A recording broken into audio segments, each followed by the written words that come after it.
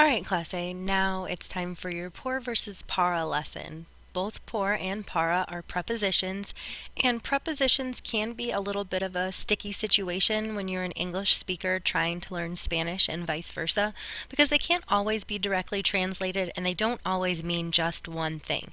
The reason why this is a lesson is because both por and para can be used to say for, and because of that we have a tendency to mix them up. But even though they have similarities and they both can mean for, they are absolutely not interchangeable. Let's first talk about por.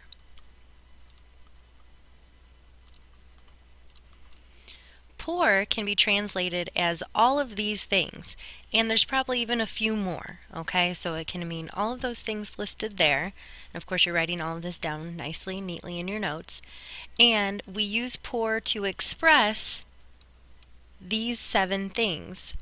So you need to write down these reasons, and I do have a difference in color for some of them because this is a lot of information and it is a tricky topic. And while I think it's important that you be fully informed, I don't want to overwhelm you when it comes time to study. The ones that are in this dark gray are not ones that need to be your main focus of study for this upcoming quiz. So the ones that are in purple are important and we will be talking about, and the ones that are in gray are for your information and for your further Spanish study if you continue taking Spanish classes either in high school or in college or beyond. So press pause if you need to. I'm moving on into more in-depth explanations of these and examples.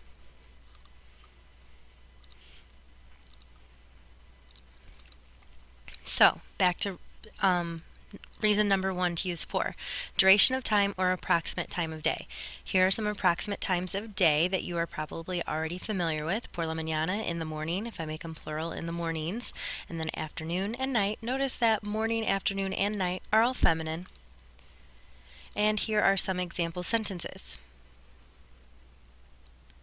They use vocab, so I would like you to copy them down, skip a line, English translation, and then skip another line and write the next. We will talk about the English translations in class, so if you're afraid you might not be correct, do them in pencil so we can neatly correct them. Go ahead and press pause. I'm moving on to reason number 2 to use por.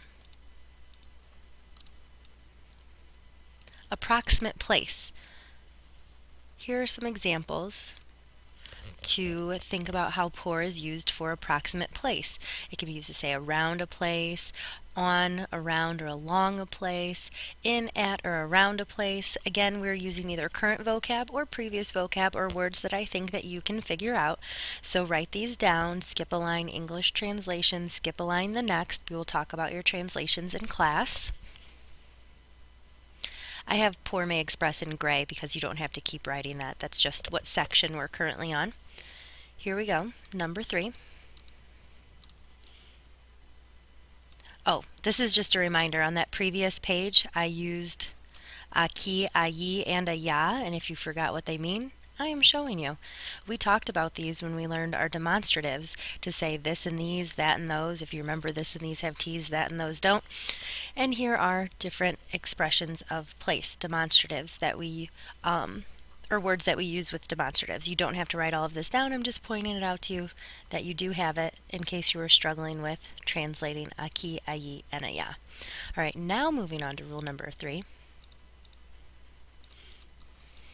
Movement within an area. Here are some examples. Write them down. Again, these are more like the examples you'll see being used this current chapter in your book, but these are good to know as well. Any type of movement. Go ahead and write them down. Skip a line, English translation, which we'll talk about in class. Moving on to number 4. Cause, reason, motivation, or benefit. Por can be used to say because of something, or on behalf of, or for the sake of. Again, please write these down. They're important to have for examples. It's really the best way to help you decide between por versus para is to think of similar examples you already have seen. They are using vocab. This one right here is referring to a director. I mean the principal here in this sentence, so we're going to use that for principal. And if you have trouble with these, again, these aren't the ones that we're focusing on, but they're definitely ones that you should try. This case here, you can sort of ignore the low in your translation, and that might help you get it. And I'm going to move on to the next reason.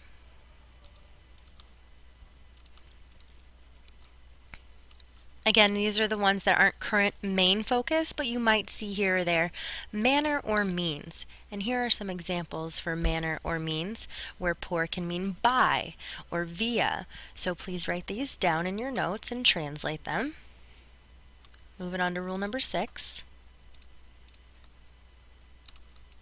Another one that's not current main focus, you should be able to translate this one using por to discuss exchange, but I am going to help you with this one because I don't think you have had the verb cambiar, or have you?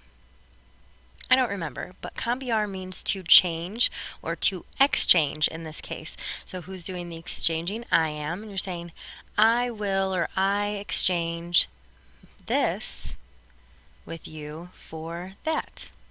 So that should help you translate that.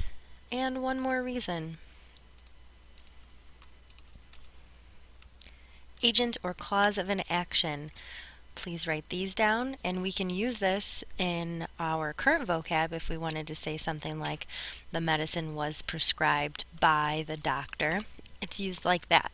So again, please write these down, and we have now come to our last reason to use por. I know it was a lot of examples, but again, examples are the best way to help you get an idea of how por is used and in what situations. So thank you for taking your por notes.